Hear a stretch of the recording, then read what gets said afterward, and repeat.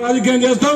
తప్పకుండా ఎవరైతే ప్రజలను ఇబ్బంది పెట్టి అధికారంతో ఇబ్బంది పెడతారో తప్పకుండా 30 నాడు తగిన బుద్ధి చెప్తామని చెప్పి తెలియజేస్తూ భవిష్యత్తులో కానీ గ్రామంలో ఏ సమస్య వచ్చినా ఉపేంద్ర రెడ్డి గారు కానీ వీరభద్రం గారు వాళ్ళ పెద్దల సలహాతో తప్పకుండా నెరవేర్స్తామని చెప్పి మీ అందరూ కూడా సిపిఎం పార్టీ బీఆర్ఎస్ పార్టీ కలకి ఎంత బలం ఉంటుందో ఖమ్మం రూరల్లో గ్రామ పంచాయతీ ఎన్నికలు 19 గ్రామ పంచాయతీలు పోటీ చేస్తే 10 గ్రామ పంచాయతీలు బీఆర్ఎస్ పార్టీ సిపిఎం పార్టీ గెలుచుకున్నాయి.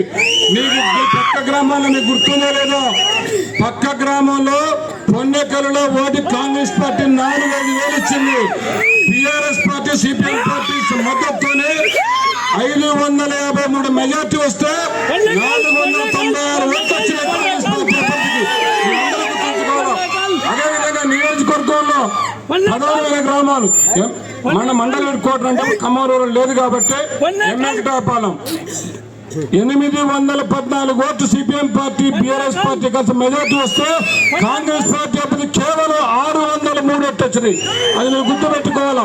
ఈ నియోజకవర్గంలో నేలకొండపల్లి పెద్ద పంచాయతీ నియోజకవర్గం మొత్తంలో దాన్ని సిపిఎం పార్టీ బీఆర్ఎస్ పార్టీ గెలుచుకున్నాం. రాజేశ్వరం మీరు గుర్తుపెట్టుకోండి, 5 నుంచి 12,000 ఓటుకి ఇచ్చారు. మీరు డబ్బు ఉందని కొంతమంది అహంకారంతో ఎగురుతూ అది కూడా చెప్తున్నా. 5 నుంచి 12,000 ఓటుకి ఇస్తే బీఆర్ఎస్ పార్టీ సిపిఎం పార్టీ మీద 372 ఓటుతో ఓడిపోయిండు. మీరు అందరూ గుర్తుంచుకోవాలి, అధికారము శాస్త్రం కాదు, డబ్బు శాస్త్రం కాదు.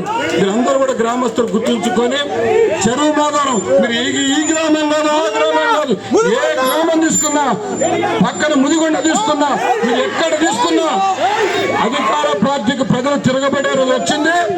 వాళ్ళు ఏంటంటే అధికారం నెత్తిగా కళ్ళ కావడంతో అడ్డగోలు ప్రవేశిస్తారు.